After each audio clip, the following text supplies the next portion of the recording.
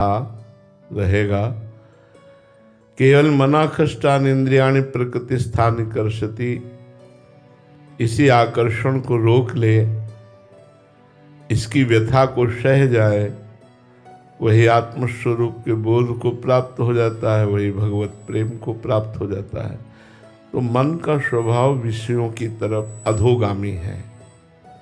भगवान की तरफ ऊर्ध्वगामी करने के लिए मंत्र की आवश्यकता है। जैसे जल को कहीं भी छोड़ो, प्रवाह उसका नीचे की तरफ ही जाता है।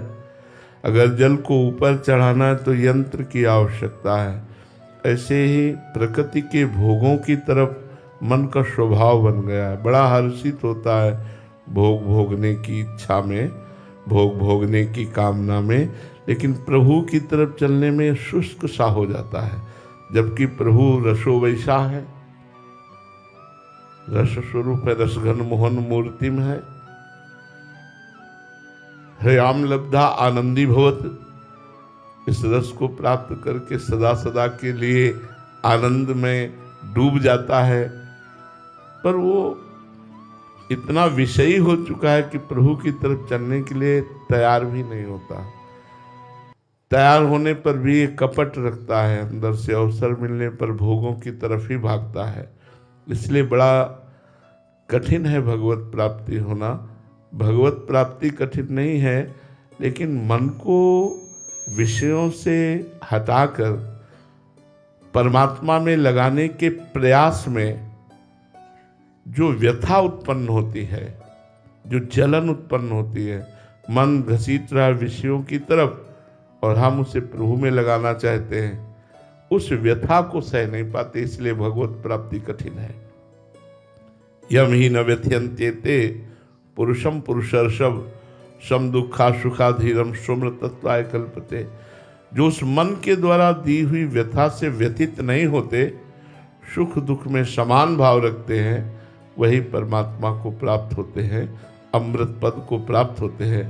तो इसका भोगों में इतना संस्कार बन चुका है, इसका स्वभाव बन चुका है कि 25 वर्ष इसको साधना की बात समझाने पर, करने पर भी आप तो गृहस्थ हैं या संसार मार्ग में हैं, हम लोग विरक्त मार्ग में, भगवत मार्ग में हैं। इसे भरपूर समझाना, रात दिन साधन में लगाए रखना, फिर भी भोगों का चिंतन करने के लिए ये अवसर निकाल ही लेता है। और जहां भोगों का चिंतन हुआ, अशांति पैदा हो जाती है।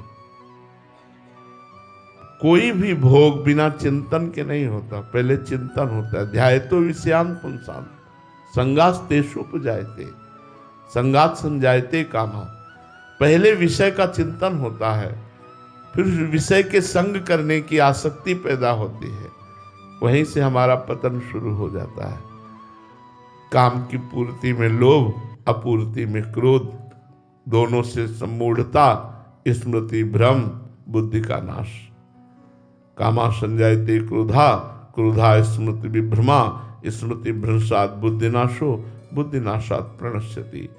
ये बहुत कठिन लड़ाई है।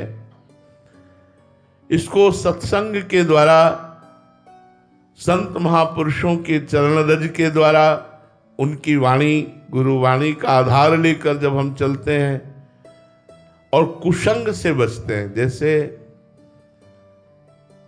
हमारे अंदर पता है कि हम काम वेदना से व्यथित होकर पतित हो जाते हैं, तो हमको उन बातों से बचना होगा, उन व्यक्तियों से बचना होगा, उस स्थान से बचना होगा, उन दृश्यों से बचना होगा जिससे हमारे हृदय में काम को बढ़ावा मिलता है।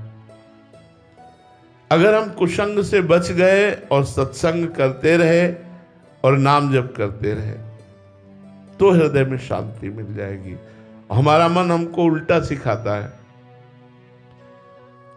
वो सिखाता है भोगों से शांति मिलती है, और भगवान सिखाते हैं त्यागात शांति निरंतरम। मन सिखाता है भोगों से शांति, ये भोग भोग लो, फिर हम शांत होकर भजन करने लगेंगे।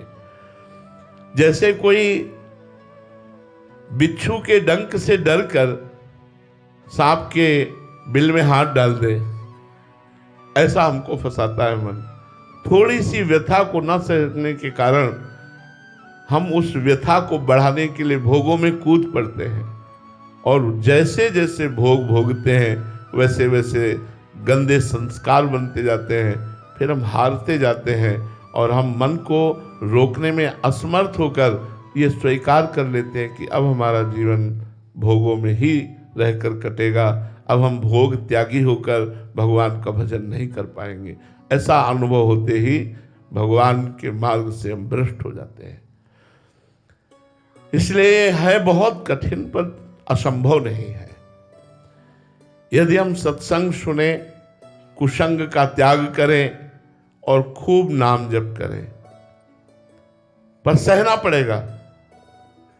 माता स्पर्शास्तु कौन्तेय शीतोष्ण सुख दुखदा आगमा पाइनो अनित्यास तास्तितिक्षस्व भारत।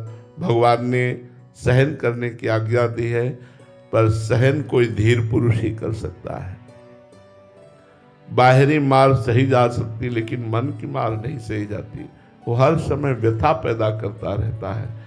इसी व्यथा से सब परेशान है, इसी व्यथा से सब परास्त है।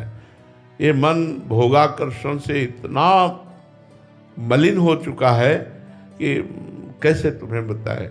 ये रुलाता है, ये जलाता है। भगवान ही कृपा करें तो हम थोड़ा आगे बढ़ सकते हैं, अन्यथा नहीं। दैवी हिस्सा गुणमयी मम माया दुरतया मामे ये प्रपद्यन्ते माया में ताम तरंति ते। अगर हम श्री भगवान की शरण में होकर भगवान का नाम जप करते हुए ऐसा समय ही ना दे मन को कि वो गंदी बातें सोचे, अव्याव्रत भजनात्, ऐसा कुसंग ही ना करें जिससे गंदी बात, ऐसा दृश्य ना देखें। पर है कठिन। प्रवचन कर लेना सरल बात है, प्रवचन सुन लेना सरल बात है, लेकिन इसकी व्यथा को सहना बहुत कठिन बात है। हृदय को जला के राख कर देता है, व्यथा ऐसी पैदा करता है, कुछ सुहाई नहीं देता। क्योंकि परमात्म सुख तब प्राप्त होता है जब निष्कामता आती है। बिना निष्कामता आए भगवदानंद, परमानंद, ब्रह्मानंद ये नहीं प्राप्त होता। ध्यान रखना, जब तक छोटी सी भी कामना है तब तक भगवदानंद का स्फुरण नहीं होगा। सकल कामनाहीन जे राम भगत रस लीन। जिसे कुछ नहीं चाहिए वो भगवदानंद का अधिकारी होता है। कामादिक मद दम्भ न जाके तात निरंतर बस में ताके। जिसके कामादि दम्भ कपट छल ये सब नहीं है, विवेकवान, वैराग्यवान, भक्तिवान, सत्संगी महापुरुष है, वो भी बहुत वर्षों तक लड़ने पर धीरे धीरे धीरे धीरे समुद्र की भांति जो काम है वो तरंग की भांति आ जाएगा। लेकिन बिना भगवत साक्षात्कार या ब्रह्मबोध किए ये नष्ट नहीं होता। और जहां अवसर मिला फिर तरंग समुद्र बन गया, चिंगारी फिर ज्वाला बन गई। इसलिए बहुत सावधानी की जरूरत है।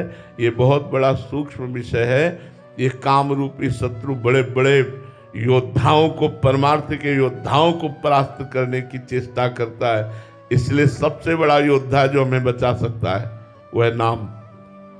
नाम पाहरू दिवस निशि। अगर रात दिन नाम का पहरा हमारे ऊपर हो तो कामादि दोषों से हम बच सकते हैं। भगवान की शरण में होकर, भगवान की शरण में होकर निरंतर नाम जप करें और इन दोषों से डरते रहें। डरने का मतलब है कुसंग का त्याग। इस संग से हम भ्रष्ट हो सकते हैं। तो ना वो हमें दृश्य देखना है। अजामिल बहुत धर्मात्मा पुरुष था, संयमी था, विवेकी था, गुरु आज्ञा पालन करने वाला, गुरुजनों का पूजन करने वाला था। एक दृश्य ने उसको भ्रष्ट आचरण किया, तो इतना भ्रष्टाचरण किया कि आजीवन वैश्यागमन करता रहा। एक दृश्य देखा, जंगल में समिधा लेने के लिए गया था, देखा कि एक वैश्या के साथ सहवास कर रहा है। बस उस दृश्य को देखकर उसका चिंतन करके ऐसी मलिन बुद्धि हुई कि एक धर्मनिष्ठ, अब भागवत में आप पढ़ के देख लीजिए, धर्मनिष्ठ, संयमी, गुरु आज्ञा पालन करने वाला, गुरुजनों की सेवा में रहने वाला